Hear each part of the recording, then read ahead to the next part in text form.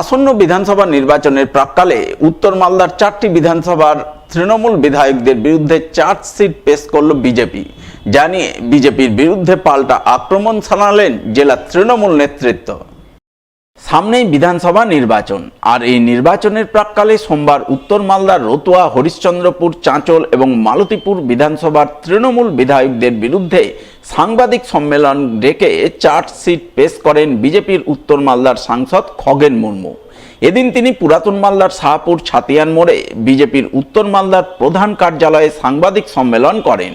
সঙ্গে ছিলেন মালদা কেন্দ্রের বিজেপি বিধায়ক গোপাল চন্দ্র সাহা, গাজলের বিধায়ক চিন্ময় দেব বর্মন, হবিবপুরের বিধায়ক জোয়েল মুর্মু।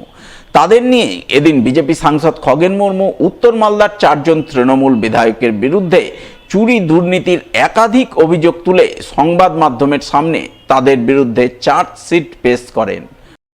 আমরা মালদা, উত্তর মালদা সাংগঠনিক জেলায় আমরা যে চার্জশিট এখানে আমরা মানুষের সামনে তুলে ধরছি, এই 4টা বিধানসভা হচ্ছে 45 চাঁচল বিধানসভা, 46 আমাদের হরিশ্চন্দ্রপুর বিধানসভা, 47 মালতীপুর বিধানসভা এবং 48 রতুয়া বিধানসভা।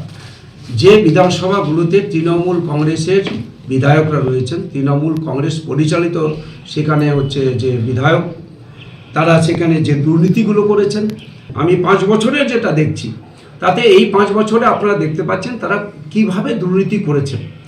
মানুষ দুর্নীতির বিরুদ্ধে মানুষ সোচ্চার হয়েছেন, মানুষ অভিযোগ জানিয়েছেন, পুলিশ প্রশাসনে গেছেন, সাধারণ প্রশাসনে গেছেন, সেখানে কোনো রকম সহায়তা তারা পায়নি। তাই আজকে আমরা এই যে মানুষের যে ভোগান্তি, তাদের যে যে এই 4টা বিধানসভাতে মানুষের সমস্যা, এটা আমরা তুলে ধরার চেষ্টা করি। অবশ্য এর পাল্টা জবাব দিতে ছাড়েননি জেলা তৃণমূল নেতৃত্ব। গোটা ঘটনায় বিজেপি সাংসদের বিরুদ্ধে পাল্টা আক্রমণ শানিয়েছেন জেলা তৃণমূলের মুখপাত্র আশিস কুণ্ডু। আমরা আমাদের দলের তরফ থেকে একটা কথাই বলতে চাই খগেন বাবুকে, আপনি চার্জশিট দেওয়ার কে মশাই? আপনি কি পুলিশ অফিসার যে আপনি চার্জশিট দেবেন?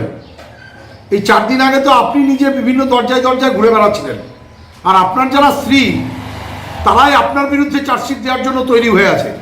গায়ে মানে না আপনি মোড়ল হয়েছেন। যেসব বিজেপির বিধায়ককে পাশে বসিয়ে প্রেসমিট করছেন, সেই সব বিধায়করা নিজের এলাকায় ঢুকতে পারছে না। তারা প্রত্যেকে নিজ নিজ বিধানসভা ক্ষেত্রে বিপুল ভোটে হারবে, আপনারা লিখে রাখুন। মালদায় যুবসাথী প্রকল্পের নাম রেজিস্ট্রেশনের লাইনে দাঁড়িয়ে চাকরি না মেলার জন্য ক্ষোভ উগরে দিলেন আবেদনকারী উচ্চশিক্ষিত বেকার যুবকদের একাংশ। উল্লেখ্য, মুখ্যমন্ত্রী মমতা বন্দ্যোপাধ্যায়ের ঘোষণা অনুযায়ী রবিবার 15 ফেব্রুয়ারি থেকে রাজ্য জুড়ে শুরু হয়েছে যুবসাথী প্রকল্পের নাম রেজিস্ট্রেশন পর্বের কাজ।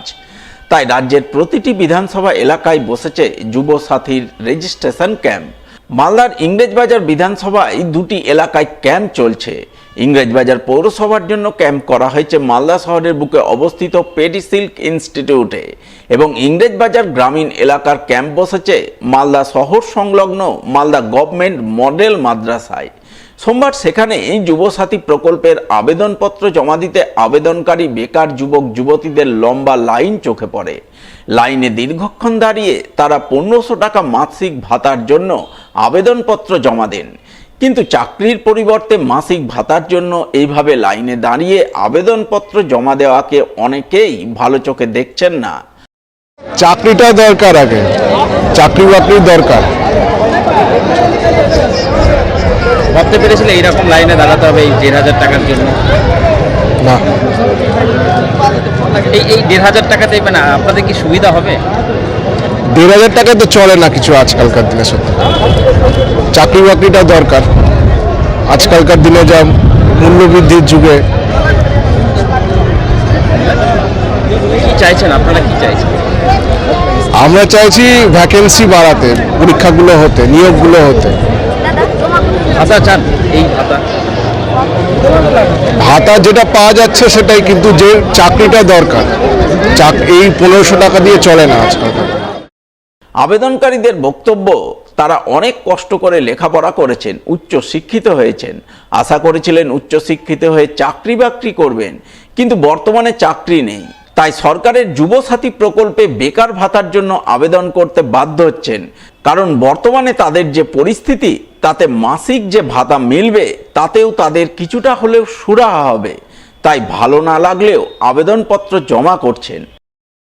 দেখতে গেলে খুবই খারাপ লাগছে, আর এর দিক থেকে দেখতে গেলে মানে ভালো লাগছে, কারণ আমরা তো বেকার আছি না। এই 1500 টাকাও আমাদের অনেক কাজে লাগতে পারে, মানে অন্যান্য কি ছোটোখাটো আমাদের মানে খরচাটা বেরাতে পারে। এটাই হলো মেন কারণ। তাছাড়া আর আমাকে লাগছে না যে এটার জন্য কোনো মানুষ খুশি আছে, কারণ এতে তো পড়াশোনা করে সব কিছু তো বেকার হচ্ছে, এটার জন্য ভালো লাগছে না। অনেককে দেখছি MA করেছে, PhD করার পরে লাইনে আছে। এইগুলো হলো সরকারের দুর্ভাগ্যবশত কারণ হলো কারণ এতে তো পড়াশোনা করেও বেকার আছে। আমরাও পড়াশোনা করেছি, ঘুরতে গেলে আমরাও রাস্তার ধারে ঘুরছি, মানুষের কথা শুনছি, কিন্তু কিছু করার নাই।